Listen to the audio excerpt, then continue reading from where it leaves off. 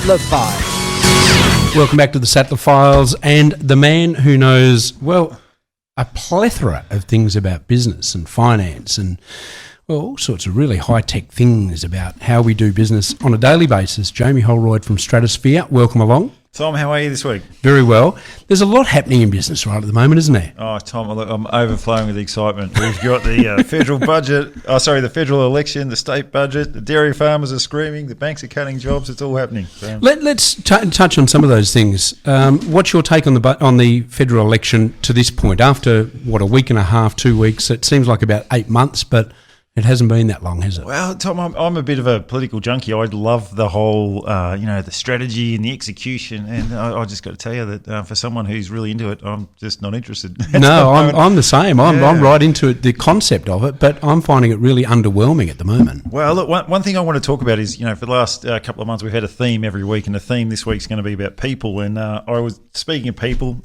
For my sins, I was watching the debate, which was on Sky News between Bill Shorten and Malcolm Turnbull, and I just thought for the listeners, because there was one question that both of them didn't want to answer, right? So, and you always love the political intrigue about how people are trying to be positioned and they won't answer the question. Now, the question was, when is the debt going to be repaid? And for the listeners out there, not in your or my lifetime. That's the answer. So, yeah, and it was interesting because neither of them wanted to answer it clearly. Yeah. And both avoided it. Malcolm Turnbull did a good job to try and talk more about the deficit, and once you get the deficit under control and then you're in surplus, then you'll start paying it back. But, the truth is, as I pointed out to some of my colleagues, and, I like to think, Tom, I'm a really upbeat, positive, energetic person. But whenever I get to ask these questions about the analysis, I actually feel really negative because the answers are quite dour. But we were just chatting, last night with some of my colleagues and said, well, if you've got a $400 billion debt, and if you ran $40 million surpluses for the next 10 years and didn't spend a cent on anything else, well, then you might have it paid off. So it's going to be a long, long time before it gets paid off. Yeah, no, not in our lifetime, as you said. The state budget is handed down. It seems to be universally panned. Well, I hope that the state government's got lots of red ink in its toner, the red toner in its printer. So, look, I think the issues are very different, I think, from the federal to the state. So the issue with the state budget is, I don't know if it's that much an issue of the government. It's more an issue of the distribution of the GST. So if Western Australia got its fair share of the GST, would actually be in surplus, right? And then you've got this crazy situation where we're in deficit, we're sending money over east. You've got governments in Victoria spending $1 billion not to build a road. Right? Yeah. Let the listeners digest that if you're not familiar with that story. But the Victorian government has spent $1 billion to get out of building a road, which was quite bizarre because they thought it wasn't economic. Yeah. And meanwhile, they're running a surplus. So, but, equally, the sort of things, and he's certainly been under the pump in the last few days. Colin Barnett, you can't see him leading the Liberal Party to the next election, can you? Well, look, I think from a WA context, right? So for the listeners, I'm from Victoria originally. I moved here in 2000, so I've been in 16 years, and I was quite shocked by the standard of facilities in WA. It was really quite, I want to say backward, So I grew up in Geelong.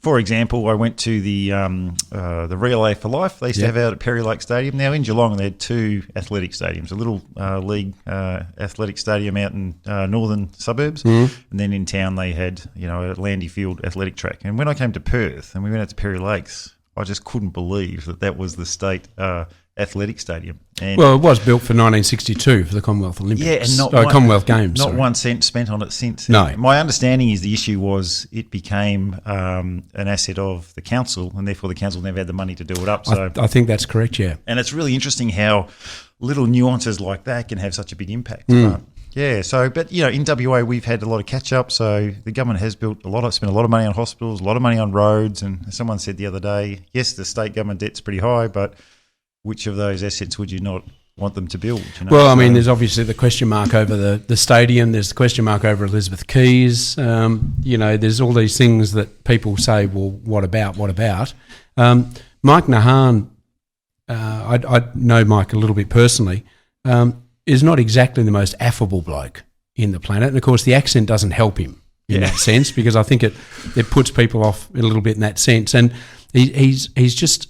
He really is a hardcore sort of economist, I suppose, in that sense. And so he doesn't tend to play the politics very well. He's not that charming sort of person in that regard. So every time he gets grilled over the Barnett situation or the budget, whatever, it's all very, you know? Yeah, well, speaking fact often doesn't win you many friends, right? No. It's fascinating you brought this up, Tom, because, as I said, this week we want to talk all about people, but in the context of the debate, you know, for the listeners out there, you might be quite familiar with the first presidential televised debate, right? And the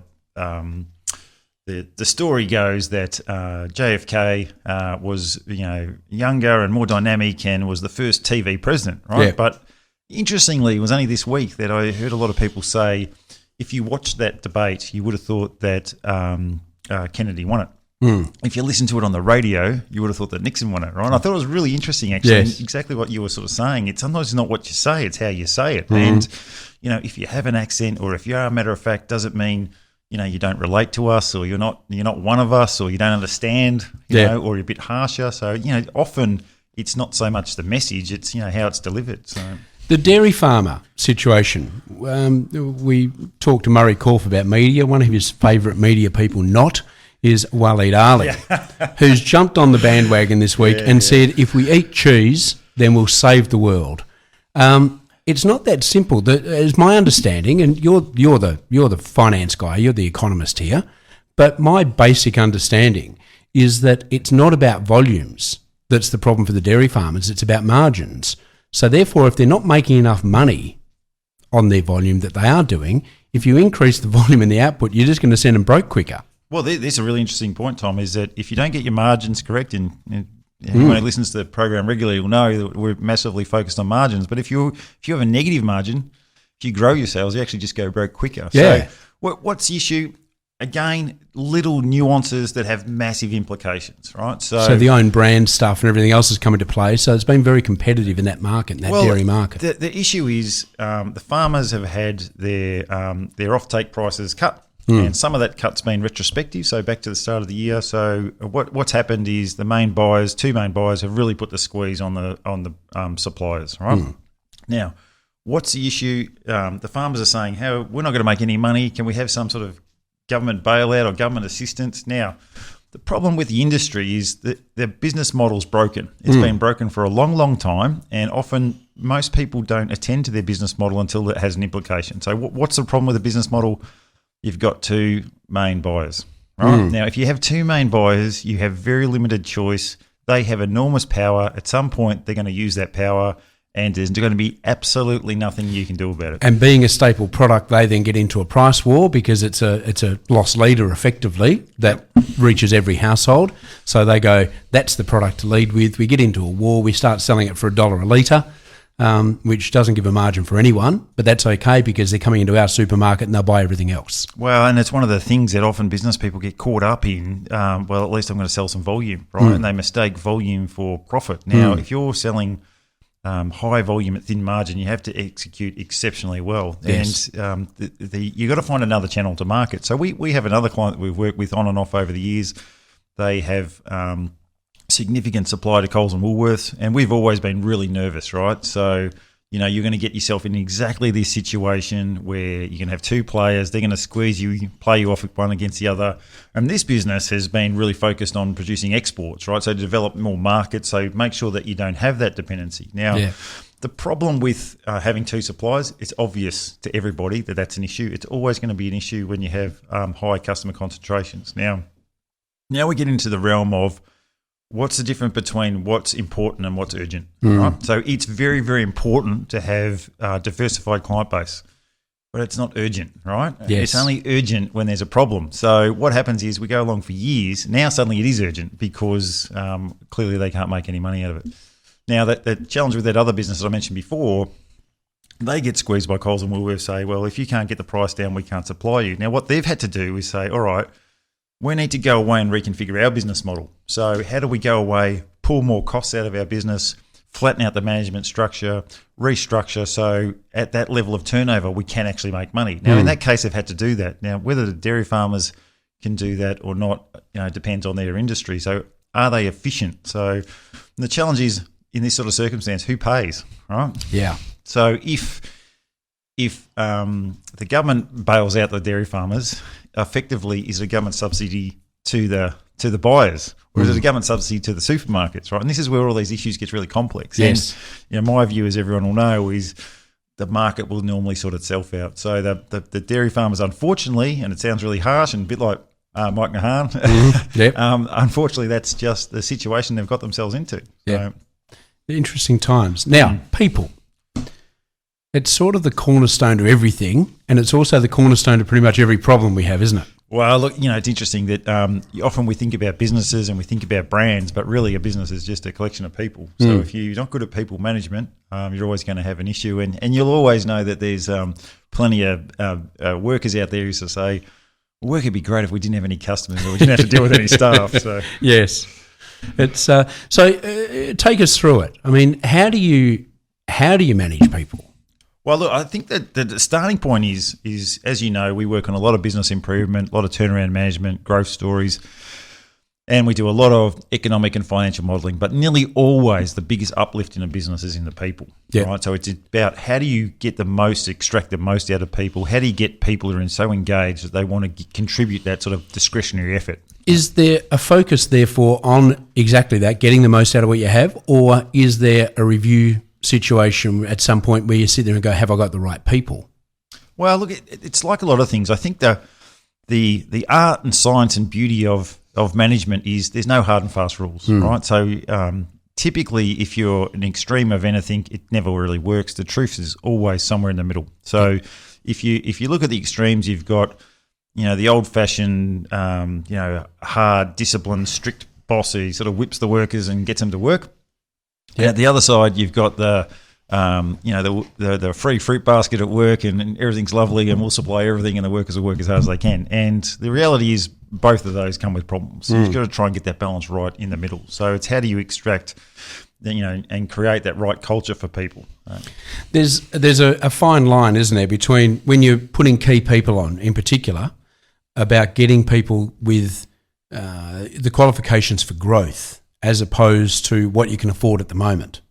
So sometimes you might sort of take some shortcuts there to go, well, I can't afford the best, or, a guy that can exceed what is required, so therefore I have to compromise. Well, one of the things is, in a fast-growing economy, is the normal qualification is someone's got a pulse, right? So, so I'm going really fast. I haven't got time. I met Tom today, and I met Tom through the Sattler files, and he sounds great. Good, he'll come work with us, right? And away we go. Instead of putting in the effort, understanding who we want. So the management theory is you should really hold off and wait until you get exactly the right person. Well, it's interesting because there does seem to be a bit of philosophy, and I've certainly been guilty of it over the years, where you've got a role and exactly that, you want to fill it, so you make the person fit the role as opposed the other way around. If you look at any sort of turnaround, and sporting teams are a great example, or political parties, but if you want to, you've got to get the best people. Nearly any turnaround starts with getting the best people. And I always say, well, get the best people you can afford. The other thing that we're quite fond of doing is saying, all right, well, who's the best person in this industry to get? All right, and often you get blank looks and say, look, go out and ask a few people. Yep. The same name will start to come up. And once that does, that's the person you've got to get. Now, the best person in any field is typically twice as good as the average, right? So therefore, you can afford to pay someone a reasonable amount more and still have someone who's far more productive than just settling for, the person who I'd call the person of convenience. Yeah, because that's often the case, isn't it? As you said, it's a case of, well, he's a good guy. He can adjust to be able to do this job, but it's not actually a fit. Yeah, and you see, again, sport's a great example because it's one that everyone can relate to, but there's certain players that work for certain teams, they've got potential and never realise it. Maybe they end up at a different team and they're no good, or they end up at a different team and suddenly they've risen an extra level, and the really good coaches and good leaders and good managers, know how to get the best out of people. And the really important thing is everybody's pretty different, right? So people fit in a couple of generic buckets, and I remember the story once someone was saying that on grand final day, right? Everybody's nervous. It's a big moment in a person's life to play in the grand final, that you probably haven't slept the night before, and you're pretty anxious, and someone's sitting in the corner quietly just meditating, getting ready for the game. The other guy's walking around yelling, screaming, fist pumping, right? With the Rocky theme playing. So you've got two completely different personalities, right? Yeah. And each is right for them. But if you get the quiet, passive guy to start, getting pumped up like the other guy, or tell the pumped up guy to calm down, you're probably going to end up with conflict, right? And you're not going to get the best out of people. So what you want to try and do is, how do you extract the best out of everybody? And when you're trying to deal with diversity and complexity, it can be a pretty difficult ask. So.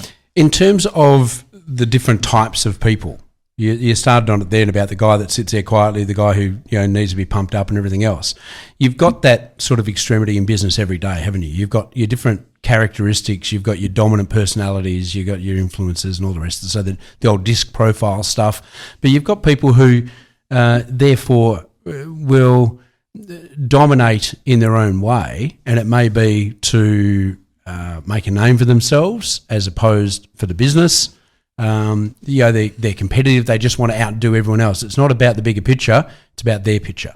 Yeah, and often you see this is what we call strengths as weaknesses. So the fact that someone's really competitive can be a good thing, but it also can be an extremely destructive thing. So if they're competitive for their own sort of ego, that's a real problem. So it's very unusual to get that person who's got that right mix of competitiveness, but also humility and teamwork and all those sort of attributes that we want to roll into one. But the other one that you probably don't think is an issue is people are perfectionistic, right? So it sounds great to have someone who's perfectionist, but often what that can mean is things never get finished. Yes, they never get done on time. It means other people are held up waiting for this person to get something perfect.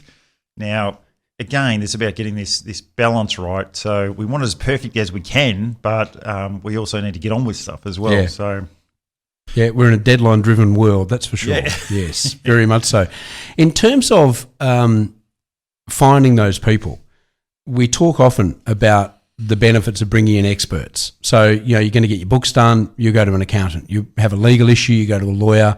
Really, if you get to that point with your marketing where you're doing significant amount of marketing, you go to a marketing company or an ad agency and they do that. Recruitment companies, they're very expensive, or can be. Are they the sort of things? How do you see them sitting in the equation in terms of their value if you're recruiting some key personnel? Oh, look, I think a recruitment company sometimes is good because they have a pool of people, and typically you can tap into that fairly quickly. So if you have to go out and find candidates yourself, it'll probably take you a lot longer. You mightn't have the channels to market to get to them, but the utopian recruitment firm knows your business, understands your business. And typically that doesn't happen a lot, right? Because it's a volume-driven game, so they don't have the time to do it. So one of the problems with recruitment agencies is they'll hook into a firm and just bombard people with CVs, right? Rather than being selective or understanding exactly the sort of person you want. But often you might want, if you want a really good caliber person, it can be, and you might want to do a nationwide search or even a global search to say, this is the person I want. I want absolutely the best person for this role. And often, you're not going to find them on your own. You might need to hire someone to do that. So, in terms of advances in people management, it's yet another challenge for someone running a business. They've got to be all things to all people. They've got to run the business. They've got to be the technician. They've got to be the parent, I guess, from that regard. They've also then got to make all these decisions about who's right for the business, how do I manage their particular individual personality, blah, blah, blah, blah, blah. The list goes on. It's a huge task, isn't it? Yeah, well, sorry, Tom, I got distracted when you said the advances in people management. I'm still waiting for them, right? Yeah. In fact, I'd have to say that's one area that probably goes backwards, right, in more modern times, is that, and I think about this a lot, that, we don't learn it at school. Often in businesses, in a small business you can understand you maybe don't have the resources, but even in big businesses, there's not a lot of coaching or mentoring or, examples of, how to manage people. And I can still remember myself, I was, quite lucky that I was working at a corporate bank at a fairly young age. And I still remember I went out to meet my first customer, went out with my boss, and we're meeting with some very wealthy clients. And I remember thinking, should I sit down first or do I wait for them to sit down? Should I put my notepad on the desk or should I hold it in my lap? And I thought, no one told me any of this stuff, right? And it was interesting because the organisation I work for, which is, a national billion-dollar company, had never thought of those sort of things. So it's often we put a very scant amount of development into our people, which is everyone says is their major resource, but companies normally have one or two views. They might, stick someone straight in the front line and say, learn on the job, work it out, sink or swim. Or you'll have other companies say, you're not going near a customer for 6 months. All right, we're going to train you, we're going to educate you, and the latter one is probably very rare. So yeah, I was going to say, does that happen? Well, it does happen occasionally, yeah. So 6 months probably a bit of an exaggeration, but 2 to 3 months for sure. Yeah. So because the last thing you want is you don't want your customers interacting with someone who doesn't know what it's about, and nothing disengages a customer more like saying, well, geez, you can't even be bothered investing in your staff to teach them about the products or services that you're selling. So someone's running a business. They believe that they haven't necessarily got their mix right of people. They haven't got their systems right on how to manage those people, whether they're the right people or not. Given everything else that's going on, and everyone's talking about how many hours they're working and how under the pump they are and how tight things are and everything else, why would you do it and how would you do it? Well, look, most, everyone's working hard, but how productive are people, right? And so we use this example a lot, but, companies spend a lot of time trying to make employees happy, right? And so I used the example before about the free company fruit basket and trying to have all these benefits for staff. Now, what tends to happen is over time that people get this sort of expectation that they probably have a value over and above what they produce, right? So productivity actually starts to become lower in a lot of those sort of circumstances. So it becomes quite tricky. So, but it's not so much for me, it's not so much about the happy worker is productive, it's the productive worker is happy. And, just before we came on here, I was just mentioning to Tom, I was just doing my head in with some Excel spreadsheet that's all gone skew-whiff, right? And it's not working the way it's meant to, and, and then my log-on wasn't working properly, and suddenly I'm in a really bad mood. And I've actually, because I've been frustrated with productivity, I've actually put myself into a mode of low productivity, right? So By using a tool that's supposed to make you more productive. Yeah. So often, if businesses had more focus on how do we get more productive, right? Not only is that good from a financial point of view, but it's also good from a people management and a people engagement point of view. So there's nothing like going home at the end of the day thinking, geez, I had a really productive day today. Because fundamentally, most people are, they want to do a good job, don't they? Is that your experience that, whilst you always get your people that, don't want to and want to avoid it at all costs, but by and large, most people get some sort of satisfaction out of doing a good job. Yeah, definitely. And the thing we need to always understand is when things don't work, there's normally a reason, right? So you say most people want to do a good job, and that's true. What are the circumstances that could possibly lead to someone not wanting to do a good job, right? Now, a classic example might be I work in a company and I've got the golden handcuffs on, right? So maybe I've got some shares that are locked in trust for the next couple of years, or there's some other, maybe I work for a bank and I've got a cheap housing loan, or I work somewhere else, I've got some sort of benefit, and I don't want to lose that benefit, but maybe I don't enjoy working where I am, or I've bored of it, or I've got tired of it, or maybe something's changed, but I don't leave because I'm somehow trapped there, right? And I've actually become a prisoner, and that's then can create a really toxic sort of environment for people. Right? Yeah, it's all very interesting. The other aspects of people management, any other points for anyone that may be sort of sitting there listening to this going, yeah, I've got some issues, I either have the wrong people or I'm not managing them the best I can. What steps should they take? Well, one thing that is interesting is that often people join an organisation and they joined it for a reason, right? So they're highly engaged, right? So this is a great company, I want to work here. Now, over time, what happens is if you have management bottlenecks, what it means is the staff can't actually get to the boss, decisions can't get made, productivity becomes reduced, frustration builds up, and really high engagement can actually flick to really low engagement really, really quickly. So, there's a great example years ago. I was watching his story about John Lennon, and when the Beatles were really famous, it was almost a secret that he was actually married, right? And his wife was always tagging along in the background and, discreetly. And then one day they had to catch his train, and as she went to get on the train pulled out. And for that moment, it was, right, this is over now, right? And so what happens is, you have this passion and you put up with the stress and the pressure, and then suddenly there's a catalytic event which says, well, I've gone from high engagement today to low engagement this afternoon. You know? And that's something that bosses need to be aware of. When you're busy running fast, sometimes you need to come back around and make sure your staff are doing a good job. But Tom, the really interesting thing, we sat down with a client a couple of weeks ago, and exactly this, running a national business from Perth, always challenging. Are the staff over in the eastern states, are they engaged? Who's monitoring them? What are they doing? We sort of went through the whole discussion, how engaged are they? Are they burning out? And the business owner said, what about me, right? Yeah. Am I losing the passion? Am I burnt out? And we sort of, joked, but it is true. I said, well, I almost guarantee you no one rang you up today and said, listen, Fred, I just want to thank you for putting your home at risk and putting some capital at risk to employ us. We really appreciate it, right? And so often as a business owner, it's a pretty lonely place at the top there. So very much so. In terms of the market and how it's affected, in times of when things are tough and things are tight the way they are now, does that encourage people to look around and look at their options, and indeed companies as well, assess who they've got and what they've got? Or does it make everyone sort of contract and go, no, we need to just make do with what we've got and pull our head in? Oh, look, downturns create for a tricky environment from a people management point of view. So often managers are reluctant to deal with bad news. People pick up when things aren't right?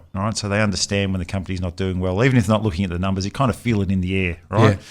Now, then what you can get is you get a whole bunch of sort of toxic issues that arise. So if there's going to be staff cuts, well, I'm hanging on to my seat, right? So if there's work to be done, I'm probably not going to help you, right? And you get what I call the sort of zero-sum game. And, and I spoke with someone who's an expert in this field, said there's been an explosion of, call it workplace bullying or harassment or the office psychopath, but apparently it's a lot more prevalent than it was before. And there's a reason for that because, you've got people, like musical chairs are fighting over a couple of seats. Yeah. So, but the other great one, Tom, is that, my daughter, as some of you will know, suffered really badly with anorexia, right? And I learnt more in sort of counselling and research and all the things that we went through that process than I'd learnt probably in business management in 20 years. But one of the things they talked about, which I thought was really applicable to office politics and the way we interact with staff, but was this notion of tit for tat, right? So I come into the office every morning, I say, good morning to you. How are you, Tom? How are you going? And then one day I come in and you don't reply, right? I think, that's odd. Tom normally says hello. Maybe he's got a problem. I come in the next day and I say, hey, Tom, how you going? And you don't answer again. And the third day, I'm like, well, Tom can get stuffed. I'm never saying hello to him ever again, right? Yeah. And so suddenly this culture evolves. Now, it might be that you were busy. It might be that, I don't know, maybe you couldn't hear or you were just focused on something else. But that's when you get these sort of odd things that start to evolve that, you then have to deal with. That's interesting stuff. To contact you, because obviously there's a plethora of I've used that word twice today. I don't normally use it.